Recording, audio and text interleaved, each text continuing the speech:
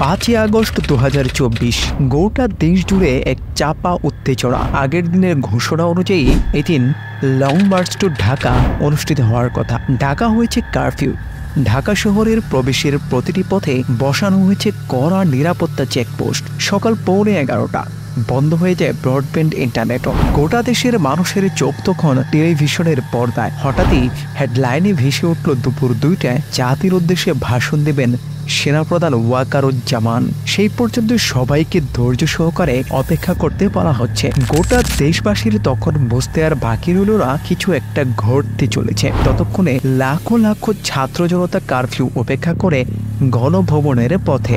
Media, internet সব জায়গায় সয়লা। পতন হয়েছে হাসিনার। গোটা দেশের মানুষ বেরিয়ে আসে রাস্তায়। হুড় করে গণভবনে ঢুকতে শুরু করে ছাত্র জনতা। কেউ লুটিয়ে পড়েন সিজদায়, কেউ বিতরণ করেন মিষ্টি, আবার কেউ বা ব্যস্ত গণভবনের মালামাল নিতে। 15.5 বছরের অন্যায়, অত্যাচার, নির্যাতন, হত্যা, গুম খুন করেও বীর দর্পে টিকে থাকা হাসিনা এভাবে পলায়ন করবে তা হয়তো গুণাক্ষরেও কেউ ভাবতে পারেনি। ক্ষমতাচ্যুত হবার পর কোনো ব্যক্তি এভাবে দেশ ছেড়ে পালানোর নজির বাংলাদেশের ইতিহাসে এটাই প্রথম। কোটা সংস্কারের মতো ছাত্রদের একটা যৌক্তিক এবং ন্যায্য দাবিকে উপেক্ষা করে যে বিপুল জনরোষের মুখে পড়েন সাবেক এই প্রধানমন্ত্রী, তা 15 বছরের শাসনামলে নজিরবিহীন। কি আছে কোটা সংস্কার আন্দোলনে যা নাড়িয়ে দিল হাসিনার সাম্রাজ্যের ভিত্তিকে? জানতে হলে আমাদের বুঝতে হবে বাংলাদেশের কোটা ব্যবস্থাকে। পৃথিবীর এক অদ্ভুত কোটা সিস্টেম প্রচলিত আমাদের বাংলাদেশে, যেখানে মেধাকে আগ্রাহ্য করে প্রায় প্রতি 100 জন চাকরি প্রত্যাশীর প্রায় 56 জনের চাকরি পায় কোটা। এর মধ্যে একমাত্র মুক্তিযোদ্ধা কোটায় রয়েছে প্রায় 30%, তাও আবার মুক্তিযোদ্ধা নাতি পর্যন্ত। যেখানে স্নাতক পাশ করে বের হওয়া শিক্ষার্থীদের 66% বেকার, সেখানে এতটা বৈষম্য দেশের শিক্ষিত তরুণ বেকার সমাজের মধ্যে কতটা হতাশা সৃষ্টি করতে পারে তা হয়তো সহজেই অনুমেয়। এরকমই এক পটভূমিতে 2018 সালেও আন্দোলন গড়ে তুলেছিল এদেশের ছাত্র জনতা। তখনও দমন পীড়ন চালিয়েছিল হাসিনার সরকার।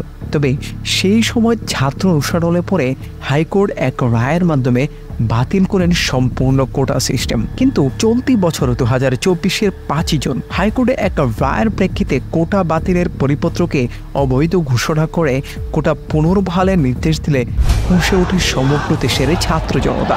ছাত্ররা তাদের দাবি না মেনে পুলিশ ও ছাত্রলীগের মাধ্যমে সাধারণ ছাত্রদের উপর নির্যাতন করে ক্যাম্পাস থেকে বের করে দিলে রাস্তায় নেমে আসে ছাত্র জনতা।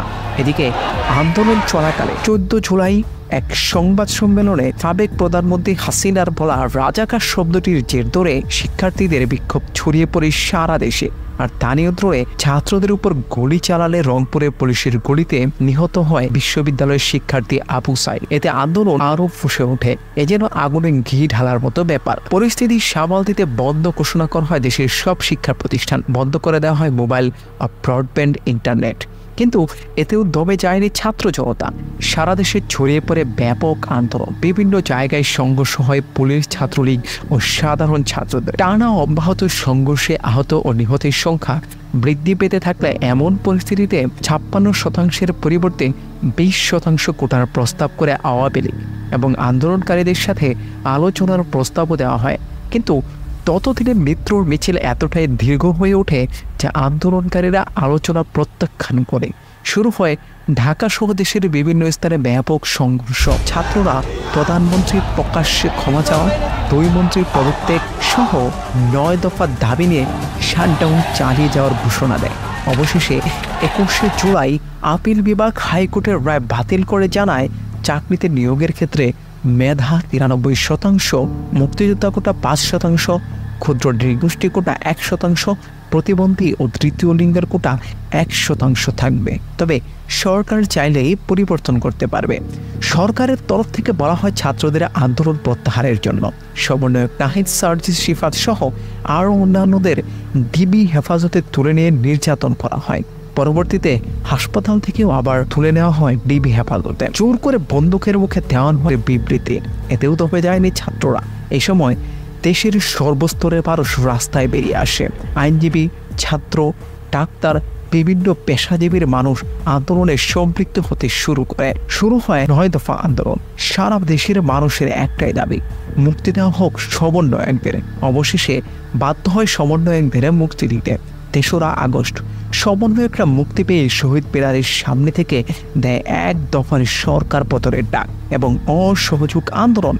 পরের দিন 4 আগস্ট 2024 সারা দেশে অসহযোগ আন্দোলনে পুরো দেশ পরিণত হয় এক রণক্ষেত্রে। এদিন বিভিন্ন জায়গায় সংঘর্ষে নিহত হয় পুলিশ, আওয়ামী লীগের নেতাকর্মী, সাধারণ ছাত্রসহ প্রায় 100 জনের মতো। আর এমন পরিস্থিতিতে ছাত্র নেতারা ঘোষণা করে তাদের পূর্ব ঘোষিত কর্মসূচি লং মার্চ টু ঢাকা একদিন এগিয়ে 6 তারিখের পরিবর্তে 5 তারিখ ধার্য করার কথা। এই ঘোষণা শুনে ভীত সন্ত্রস্ত সরকার সারা দেশে অনির্দিষ্টকালের জন্য কঠোর কারফিউ জারি করে। কারফিউ জারি করেও শেষ রক্ষা হয়নি। পদত্যাগ করে সামরিক হেলিকপ্টারে দেশ ছাড়তে বাধ্য হয়ে শেখ হাসিনা। অবশেষে স্বাধীন হয়েছে দেশ, তবে শঙ্কামুক্ত না। এদেশকে নতুন করে গড়তে উদ্যোগ নিয়েছে ছাত্র জনতা। কেউ রাস্তায় ট্রাফিক সামলাচ্ছে, কেউ পাহারা দিচ্ছে মন্দির, গির্জা, প্যাগোডা। এজন্য শব্দের বাংলাদেশ। হয়তো আমাদের শহীদ ভাইয়েরা উপর থেকে দেখছেন আর হাসছেন, হয়তোবা বলছেন এই তো চেয়েছিলাম, এটাই তো কাম্য ছিল। সাব্বাস আগামীর বাংলাদেশ। 24-এর বিপ্লবের মধ্য দিয়ে বাংলাদেশ যেন আবার নতুন করে স্বাধীন হলো।